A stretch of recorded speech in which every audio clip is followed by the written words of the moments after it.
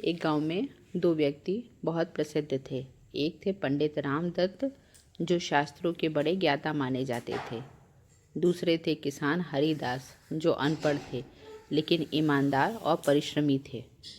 पंडित जी रोज मंदिर में बैठकर वेद पुराणों की बातें करते।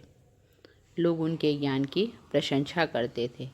हरिदास सुबह से शाम तक खेत में हल चलाता, पसीना बहाता और ईश्वर का नाम मन ही मन लेता रहता। एक दिन पंडित जी ने किसान से कहा, हरिदास, तुम तो बस खेती करते हो, न शास्त्र जानते हो न मंत्र, ईश्वर को कैसे पहचानोगे? हरिदास मुस्कुराए और बोला, पंडित जी, मैं इतना नहीं जानता, बस इतना जानता हूँ कि मैं जो अन्न उगाता हूँ वही भगवान का प्रसाद है। पंडित जी को यह उत्तर साधारण लगा। उन्हें थोड़ा घमंड भी हुआ। कुछ दिनों के बाद गांव में भयंकर अकाल पड़ा। अनाज की कमी हो गई।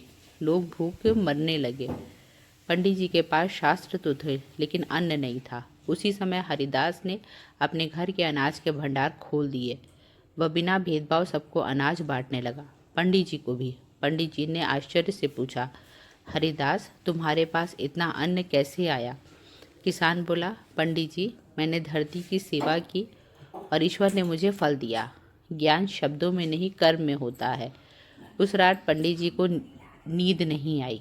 उन्हें समझ आया कि सच्ची भक्ति केवल ग्रंथ पढ़ने से नहीं, सेवा और कर्म से होती है। अगले दिन पंडित जी ने मंदिर में कम और गांव की सेवा में ज़्यादा दिखने लगे और हरिदास पहले जैसा ही सरल, विनम्र और परिश्रमी रहा।